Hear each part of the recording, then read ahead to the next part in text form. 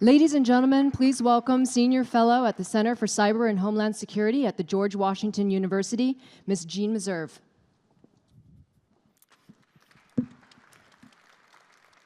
Well, I never thought that I would be playing the anthem. You should be very lucky that we weren't given handheld mics, or I'd probably be doing, a Tina Turner classic for you. So consider yourself blessed. We are, of course, discussing hybrid warfare and innovation, and we have a great panel with us today. Without any further ado, let me introduce them. First of all, Admiral Manfred Nielson. He is Deputy Supreme Allied Commander for Transformation at NATO. Also with us today, Lindsay Gorman. She's a Fellow for Emerging Technologies at the Alliance for Securing Democracy at the German Marshall Fund. Ken Loy is also with us. He is Chief Executive Officer of Hensoldt. And finally, Noam Perski. Noam is International Government Lead at Palantir Technology. So thank you all for being with us here today. So warfare has changed. We used to have 3 domains. It was land or sea or air, but things have evolved. We now have other domains to worry about: space, cyberspace, the online space, and it's being exploited. Recent example, on Sunday, Ukraine had its first round of presidential elections. Ukraine, of course, has been a testing ground for the Russians for all kinds of hybrid techniques. Facebook went in before the election and shut down an estimated 2,000 accounts that they judged were inauthentic and were being run by the Russians. And they saw a new technique. For the first time, they saw a Russian agent come into Ukraine and rent legitimate Facebook pages from Ukrainian citizens, which they were then using to spread disinformation. Their goal, of course, was to reduce the credibility of the election and undermine Ukraine's democratic institutions. So just one example among many that we're all familiar with. So the big question is NATO ready for this new phase of warfare? Admiral, you are the place to go. Give us the answer. Are we ready? I think so, but there's a long way to go, I would say. You said rightly that at the last summit we decided to claim cyber as a domain. You are right. Space, it is not knocking already on our doors, but that's the challenge of and the advantage of NATO. We can align when the world is changing, we can align our efforts.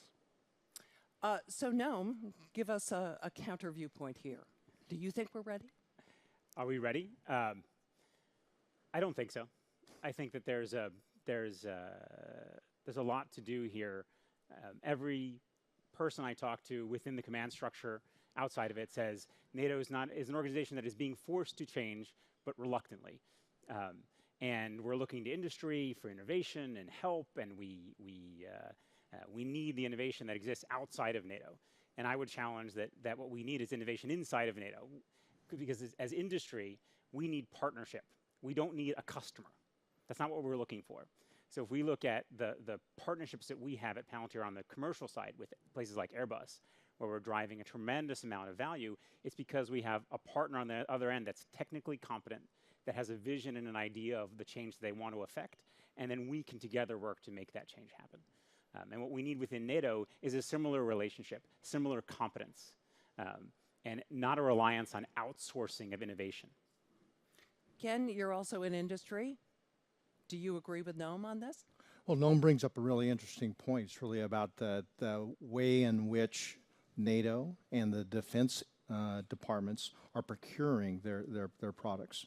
I mean, that's changed entirely because the whole cycle time has changed.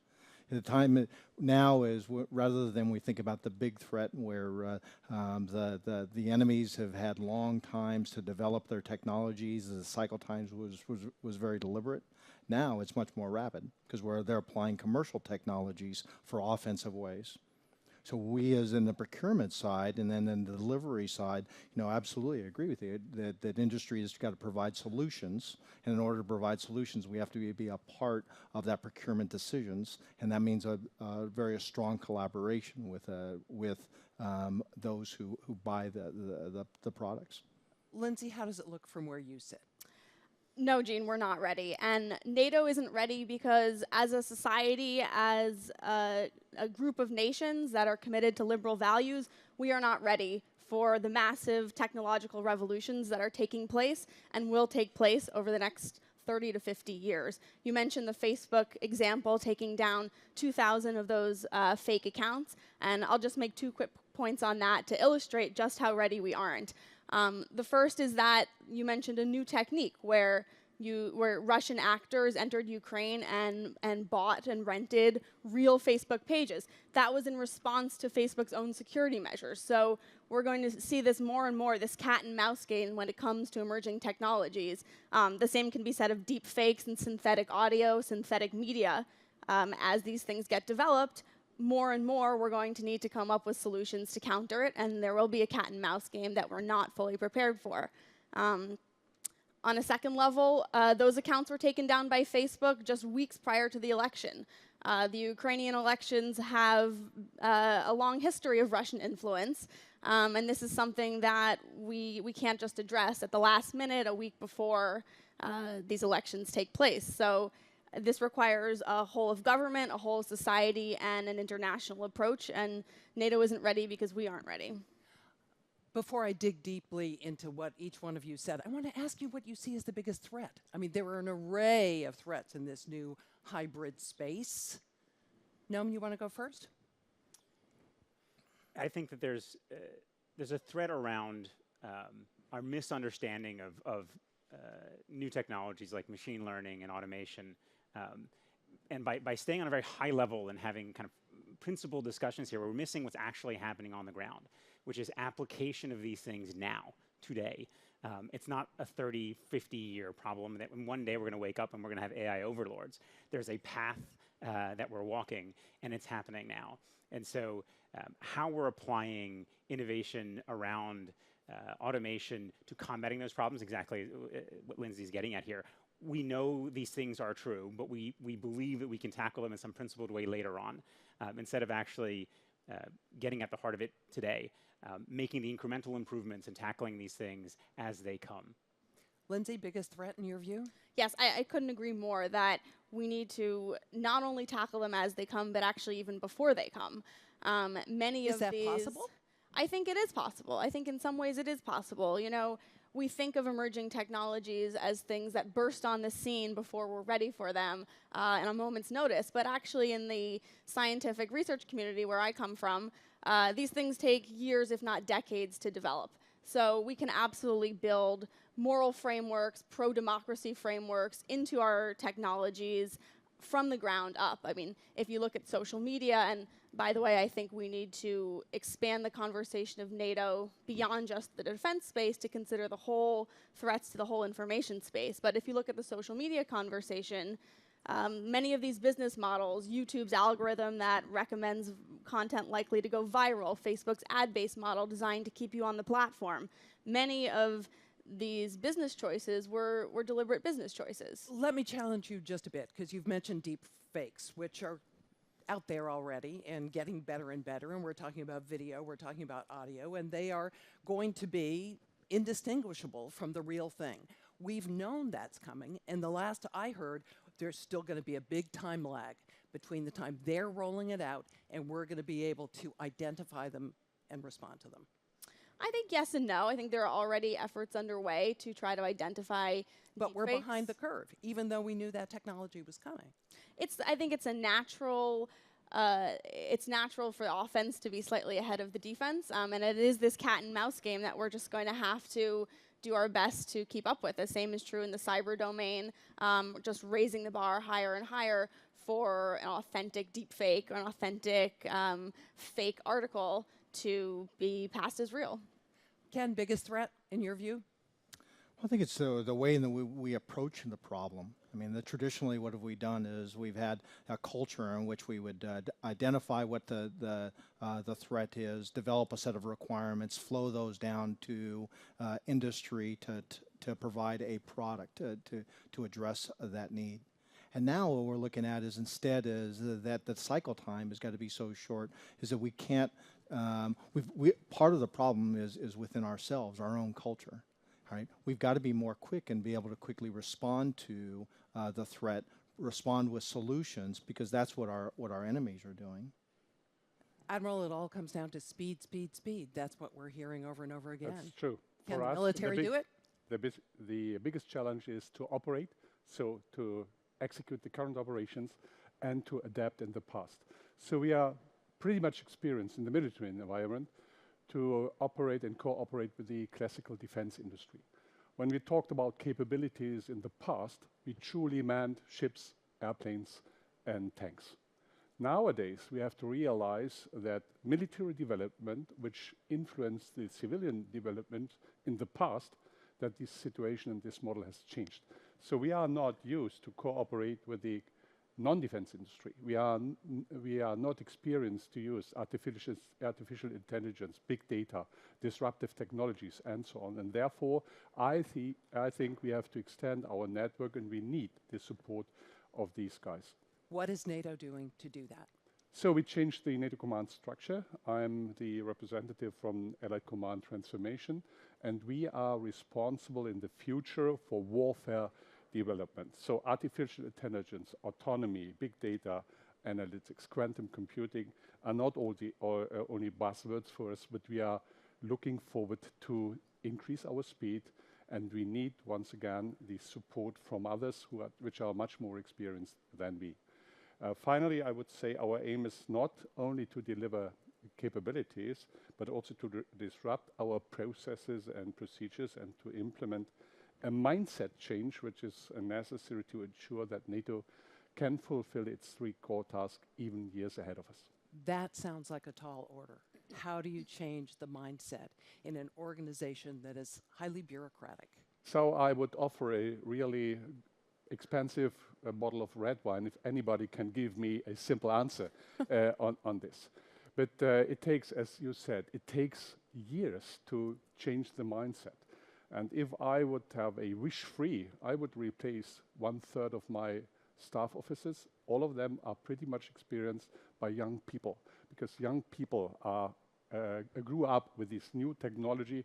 For them, it's easy to handle. For me, I perhaps make 10% use of the capabilities of my cell phone.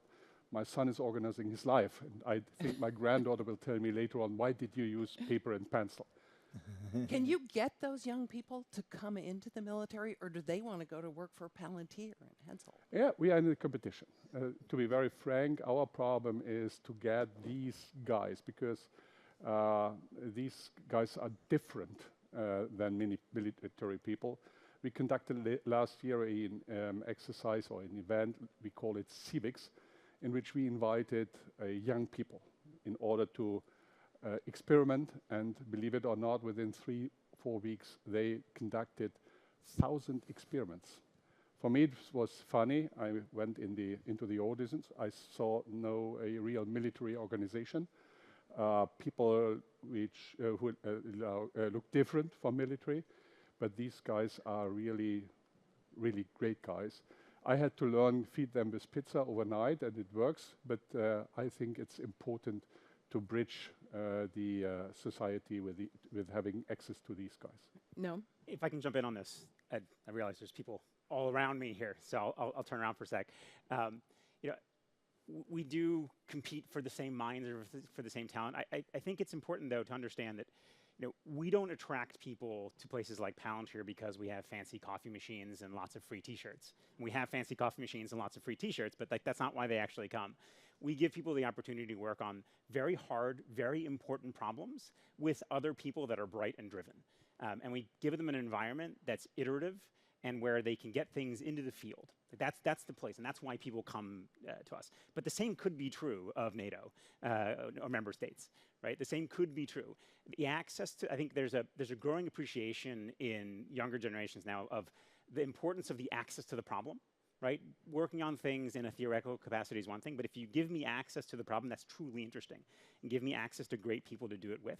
And I think that in itself gives us the potential to actually attract these people into the institutions. Because for us, it's important that those people are inside and not just with us.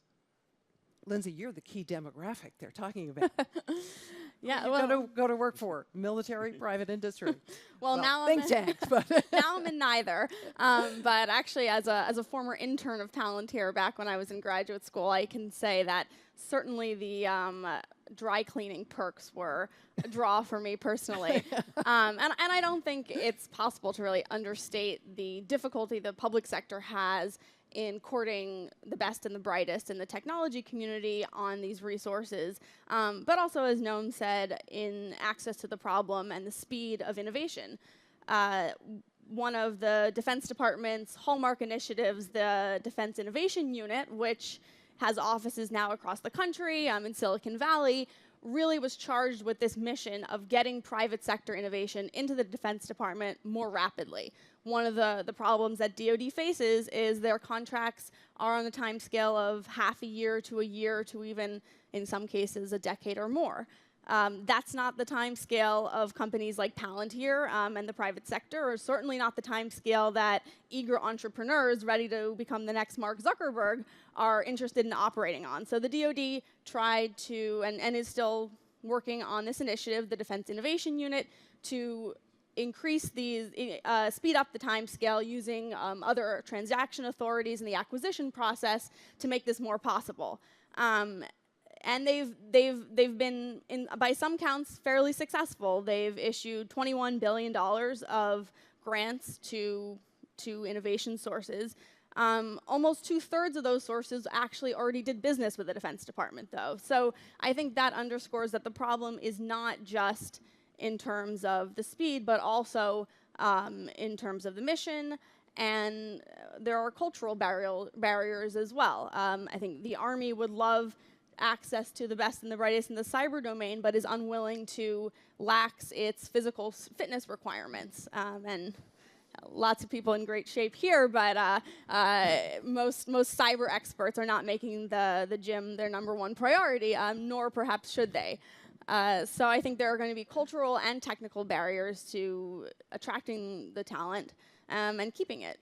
do you want to make a quick response to that, Admiral? Yes, of course. I think physical fitness in the military environment should be accepted, but I agree. I think we have to spend much more focus on in areas which we are not used to observe. And that's, I think, important. I learned a lot in the last couple of years, how fast industry is developing new technologies, new startups, from the very first idea till to making its fortune. Sometimes it takes only 90 days. So in this time in NATO, we will not organize our expert group, to be very honest. So I see your point, but it's really a challenge. Deputy Secretary of Secretary General told this morning, NATO is based on consensus. And to achieve a consensus at 29, this is a challenge. And NATO has implemented and introduced procedures and processes. I'm deeply convinced we will not rewrite the Bible, but we can change these processes and procedures, and that's in common. That should be of common interest. Ken, you've worked both sides of this. You've been in the military, now you're in private industry. Is procurement in that process a big part of the problem here? Yeah, back to the matter that we were talking about is the culture that's inculcated in these procurement agencies, the culture which is within the industry is part of our own problem. There's certainly no lack of interest or no motivation for individuals on the government side or on the industry side is to deliver these solutions. But this part of it is just the way we do things, the way we do things in industry and the way we do things in the government. So, just take for example is what Hensoldt is doing. Hensoldt has a company that's breaking away from this traditional large company of our Airbus heritage and trying to develop a culture in which we will be much more agile, much more responsive, be able to take these risks. So look at what the threat is. Right? The threats are coming much more quickly than we have traditionally been able to respond to. We're taking commercial drones, and those are out there and disrupting our air traffic right now. Gatwick. Absolutely, Gatwick is a perfect example. Somebody with something that they could buy at their big box store, and then go out and they can disrupt air travel. And what the industry is doing, and what our company is doing, is trying to develop a mindset and take the risks where we have got the products and solutions. We know what's going to be needed, so we can respond to those challenges as they occur. Be partners with our government counterparts. Noam, what are the barriers to closer and better cooperation between the private sector and the military so these hybrid threats can be met more quickly? I think back to what we've already talked about. One is competence on both sides. So inside of these institutions, technical competence. So you have an understanding of what the technology can do and what you need, and be a good partner. On the industry side, I think there's a couple of things. One is the understanding that these are institutions that want to change, but need help doing it, right? And so the willingness and the patience, it took us 10 years of work with the US Army until we became a program of record, which happened last week. 10 years? 10 years. Took 10 years from the first conversations until it actually happened and we were awarded the contract. And what do you blame that on, by the way? I think a defense industrial complex that doesn't like new players, institutions that are change averse, but then to their credit, the U.S. Army, it took us suing them to make this happen, but revamped their entire procurement procedures and actually become the most agile partner we have, and oftentimes more agile than a lot of commercial enterprise in their willingness to buy technology, try it in the field, and then make good decisions based on it. Is there also a reluctance on the part of some firms, let's say in Silicon Valley, to play ball with the military and the U.S. government? Yeah. I mean, look, particularly post-Snowden. This is a huge and really important, relevant point. I mean, we have a lot of, especially American technology companies, that consider themselves at this point kind of supranational, and are not beholden to supporting the democracies that keep them afloat. Right, that they create the conditions for which under which these institutions can exist. And so I think reminding companies of their obligations to society is incredibly important. This is not a one-sided thing where the military has to change to become attractive. I think we need to remind companies out there and people working at these companies that they are societal players. And as players that hit a certain size in society, they have certain responsibilities to the societies they operate in. Admiral, money is often what tells the story. How much money is NATO spending when it comes to addressing the hybrid threat? So I don't know the exact amount of money, but proportionally, is it getting much of the pie, or is it? It's currently perhaps a smaller part, I would say, because we are, as you said, already focused on the classical defense industry. So I think everybody is aware that we have to do more, because when we are living in an era of big data, I think it's important that this is a special threat. So these guys who are owning data in the future, they are in a big advantage before others. And that's, for me, even important. And that's China. Yeah, not only China, but, let's think about NATO. So sharing of information, I think that's a prerequisite to be more successful, and it's a prerequisite for building trust. Look at our and do we have the mechanisms for doing that sharing now? Once again, mindset. We trained our intelligence people to protect data over decades, and now from one day to another they should share data. Oh my gosh, that will be a challenge. But even inside a country, what is the takeaway from all terroristic attacks in the past couple of years? The information in general was available, but it was not shared. So even in one single country, sometimes 20 different organizations hold some puzzle pieces, but we didn't put it together. And I think to make real progress, first of all, in an era of big data, you may like it or not, sharing of information, not only inside the military, is a must, not an option. I know Noam wants to chime in. No, I love this. This is because I think this gets to really the heart of the matter. I think in traditional intelligence, we have a history of sharing reporting, right? So you have data and information, and then you synthesize that into intelligence, and then you have somebody with a black pen that goes and redacts this to the point at which you're comfortable giving it to somebody else. And that's a process that takes time, and it's a process that doesn't respect this conception that exactly what you're describing, which is that to have a reasonable chance of combating a threat, you have to actually understand the picture. And if you don't have the data, you don't understand the picture. And at this point, no one institution in a country, no one country has the totality of the picture. So if you're not sharing data, not just sharing reporting information, but actually sharing data, there's no way to actually combat that threat. The technical capabilities exist to do this. This is not a problem from a technical perspective, but it is a mindset problem, but it's also a policy and legal problem. So the legal support for what can you share between these institutions, so between military institutions in itself is one problem, but there are threats that go across the military and civilian space. So what is an internal security service and the military intelligence service? What are they allowed to share within the country and beyond those borders? And without good regulation and work through pieces of legislation on this, people aren't comfortable to make the cultural change. And I think this is a really, really important part to unlock the ability to share data within and between countries.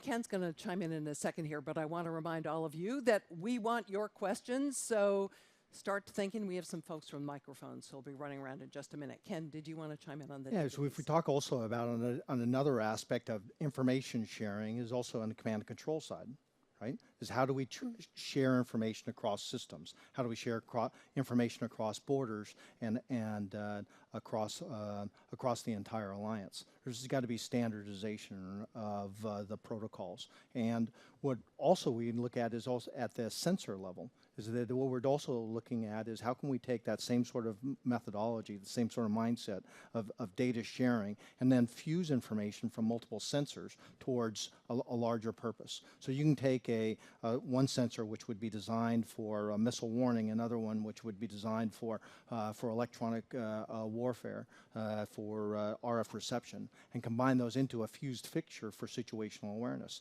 And now if we can take that protocol and we can share it across platforms, then it's going to be it's going to be an enabler for command and control across the entire enterprise. Lindsay? Yeah, I think on the intelligence sharing picture, as you've heard here, it is so important to the NATO alliance, the Five Eyes partnership, and that's why this matter with Huawei and 5G in the networks in Europe has a potential to be so problematic for the alliance, because it can undermine our supply chain that goes into this intelligence sharing and seriously weaken our capabilities. So that's why this conversation is extremely important, and it's extremely important to develop actual cyber risk assessments of the threat of an authoritarian regime's infrastructure in our telecommunications networks. And I'll just say also on the concept of data sharing and the importance of data moving forward, that I think as NATO transitions to an organization that is based not just on military commitments, but on values commitments, which I think you'll hear later, the importance of doubling down on our liberal values and building those into our military as well as societal processes cannot be understated. And when it comes to data sharing, authoritarian regimes have some distinct advantages, and it's not that we don't have advantages too, but we would be well advised to consider them.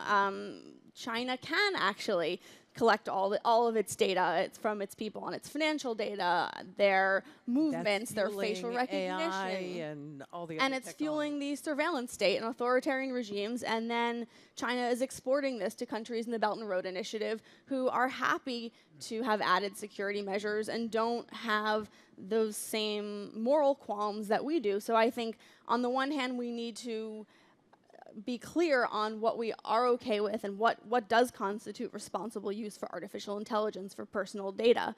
On the other hand, we also need to bring this conversation into more actors.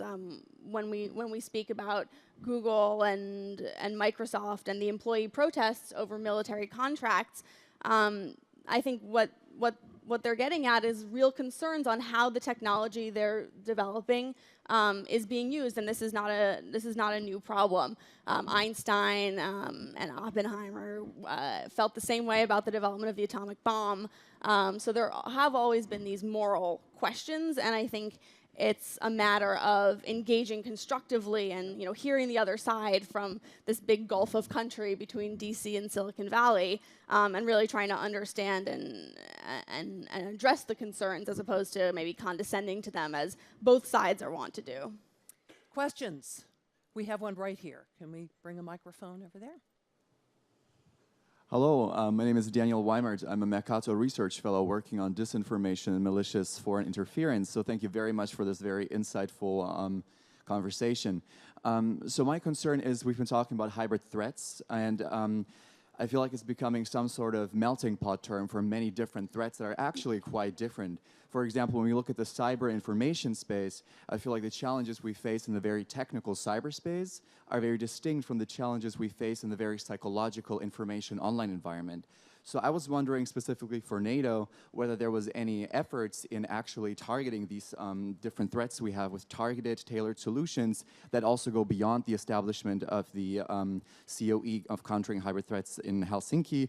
And also a short second question was, are there any efforts in actually introducing sort of regulamentations, for example, younger people to also join, for example, NATO to work on these issues, because you actually mentioned that. Thank you very much. Admiral? So there are no restrictions. Last summer we invited people, young people, university students from United States, Europe, to join us for 3 or 4 months for an internship, and it was really a great success and a benefit for all of us. You are right, when we are talking about hybrid, it's a kind of melting pot, and you mentioned the EU Center of Hybrid Warfare in Helsinki. I am focused on the Centers of Excellence in Tallinn with cyber, or in Lithuania when we are talking about strategic communication. These are new areas, and I think we have to spend more time and to discuss how about the way ahead. Right here, we have a question, I believe. Microphone? Here we go. Thank you very much. Thank you for this conversation. I'm Steve Shapiro, Director at the Atlantic Council. I think we're touching on the edges of the problem, but it's not, in my opinion, a question of how to attract smart folks from the private sector to the government sector, because we're limiting thus the question and therefore the answers. In my opinion, the question is, what really makes for robust defense in this age? Are we, in fact, understanding the complete panoply of threats that nation states are facing? It's not merely cyber, it's real estate attacks, it's press attacks, it's political party attacks. Look what the Baltics go through on a daily basis, 24/7. So the question, once one asks that, you get to the question of mindset, and we lack the mindset. NATO's been dragged kicking and screaming into the non-kinetic age, but we're lacking the mindset to ask that big question. We have to have a whole of not government, a whole not of merely technology into military, but a whole of society approach, as Lindsay was pointing out, because our adversary uses everything, and we do not. So the real question is, what role does NATO play, or should NATO play, in affecting a proper mindset to the question of what really is defense, and how thus to integrate a whole of society approach, including the responsibilities of big businesses, in a manner which we haven't seen perhaps since World War II. Ken, you want to take a bite at this? Well, I think you bring up some really great points, and it's really broad too, right? Because it's not technology that you're just talking about. It's not just about policy that you're talking about or politics that you're talking about, but it's this really broad solution set which is required to bring to bear to the problem. You know, you've got, what is the enemy doing? The enemy is doing right now is that it is a small group of people, a small cell of people who are sitting in an apartment and they're putting together a technical solution, and they can go out and they can cause mayhem. There's not a whole lot of policy decisions that need to be made, or acquisitions decisions that need to be made there. So back to the matter of is that it takes all of us to work together. It's not a flow down of requirements. It's not one think tank which is coming up with a solution which is flowed down to a technical solution which is flowed down to on and on and on. It's really a partnership that has to be done with industry and with the governments. And that's why this partnership, I think, we've seen with some of the programs, talked about with Joint Strike Fighter, which was really a multinational program. Talk about FCAS, which is another program, which is where we're collaborating across nations, and where the governments are inviting industry to participate in the trade studies to understand the complexity of the problem, and then also to offer up solutions. It's not it doesn't start in only one place and then blossom out.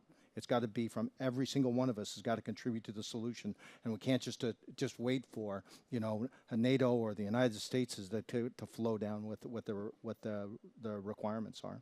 Admiral, do you want to? So I totally agree what you said. What is threat? In the past, we thought it's kinetics. Nowadays, I think we have to understand that the roots sometimes are completely different.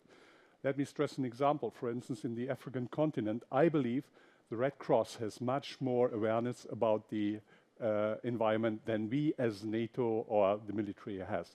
So I propose a kind of comprehensive approach in which not only the military, but even ministers of foreign affairs, development, and so on participate. And that's why we changed our approach in the past, in the military, and especially in NATO. We thought we can precisely predict how a future tank, airplane, or ship should look like 30 years ahead. It was a big mistake. Nowadays, we invite companies like Google, Amazon, Red Cross, think tanks, non-governmental organizations to join us, not in order to predict how a tank should look like, but what are the future trends. And I think putting these views from different angles together, this is a much better approach, and then to start, what does it mean for the military environment? And everybody who intends to participate, we name it Strategic Foresight Analysis, please join us. We have another question over here. Thank you very much, ma'am. Michal Miorka, I'm a NATO representative to the United Nations in New York. And just a quick comment, we sometimes don't distinguish information and knowledge. And I don't have a sense that the more information we get, the smarter we do. It seems to me, though, that NATO, as bureaucratic as it is, I can find it hard with any other organization that would be so agile and adaptive to the current environment as we actually are, including the efforts taken on the joint intel side.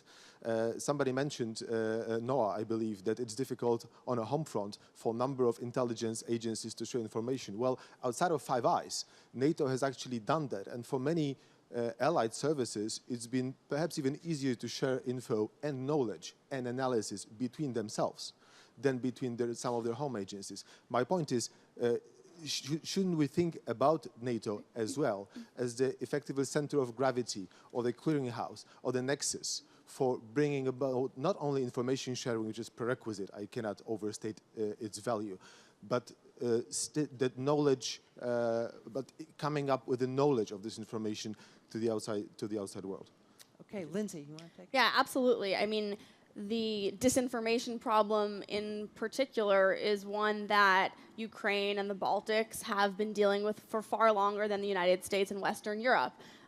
So there absolutely is a role for NATO and international alliances more generally in discussing best practices and figuring out how to counter these threats. Stepping beyond that, though, the role of NATO and international alliances probably cannot be understated in terms of their importance.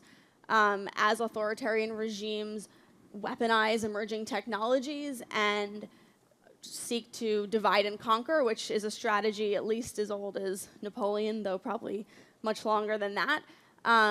The only way that we can be relevant and the liberal international order can remain the order that governs our part of the world is to band together and establish ourselves as innovators and as innovators who care about democratic values. We have another question here. Thank you all. My name is Paula Alvarez Caucedo. I'm a graduate student at Johns Hopkins SAIS, and I just wanted to drill down a little bit more on something Lindsay has mentioned, but no one else has really caught on to, and it's the restraints that we are encountering, especially in cyberspace with regards to moral and ethical values. That's something that's drilled down very deeply in our societies, and we're competing with societies that don't have the same constraints. So from both the public and private sector, how can we combat this? Because it's a very important thing that our societies is not willing to change. I hope it's not willing to change. So how can we move forward and still stay ahead with societies that are not constrained in the same way? Thank you. No? I think it's one of, honestly, the seminal problems of our time. In an era where we believe that emerging technologies are fueled by data, how does one effectively decide to use less data but keep pace with people who are using more data? I mean, if you want to like really cook it down to the basics here. I think there is a bit of laziness in that approach, right? So one could have taken the same approach post 9/11 to saying, okay, and there were advocates for that in the U.S. that security is worth giving up our privacy for. And then we have a big debate and an ongoing conversation about the fact that if we give up our privacy and our civil liberties, as we call them in America, then what are we really trying to defend? And I think we have to kind of double down on that decision that we made at that point in time and make it again as we move into this era of artificial intelligence fueled by data. And so we were able to solve that set of problems with good engineering, because honestly, sucking up everybody's telecoms traffic isn't keeping anybody safer. That's just lazy engineering. If you do this right, and Rob Wainwright, who recently retired from Europol, I think said this best, where that agency decided to enforce deep controls on privacy and integrity of personal data, and actually became an organization that produced way better intelligence after having done that than before, because they became stringent about their internal processes and about their data, and that ended up producing better end products. And the same holds true for the world of artificial intelligence. So there's a funny example of a self-driving car project that tested all their work, and then as soon as they moved out of their testing grounds, their car kept turning left at a certain point in time every day, and they couldn't figure out why. And it turned out that the training that they had done, the hours and hours of training that they had done, were in a certain part of Nevada where the sky was a certain tint of color, right? And so the artificial intelligence, wasn't particularly intelligence, was trained in the wrong way, ended up with the wrong result. So by not being disciplined about the data that they're using, they ended up with the wrong result. And I think there's something informative there. I'll let it go in a second. We are almost out of time, and I want to get a quick wrap-up question. A lot of powerful, influential, smart people in this room. What is the one thing NATO can and should do right now to respond to the hybrid threat? Lindsay first, really quick. I would say quickly, it can instill cognizance of the challenges that democracies face, as was just raised, into NATO structures. Yeah. No, Agile used to be a software development term. Agile really is about delivering solutions, and that's where NATO can help work within an ecosystem to deliver solutions. Quick. Build on what we know works. We did it for counterterror. We can do it for hybrid threat. Sharing information and building trust. Great. Thank you to all of you for a wonderful session. It's been great. Thank you to the audience for your questions.